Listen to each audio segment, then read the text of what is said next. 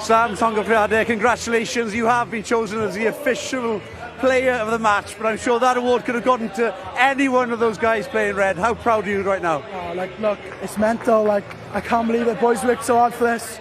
I think it's just what we deserve. I know it's been a bit of a tough time lately, but this really shows that there's positives. I'm so proud of the boys. It's absolutely unbelievable. Serious. I can't tell how much it means, honestly.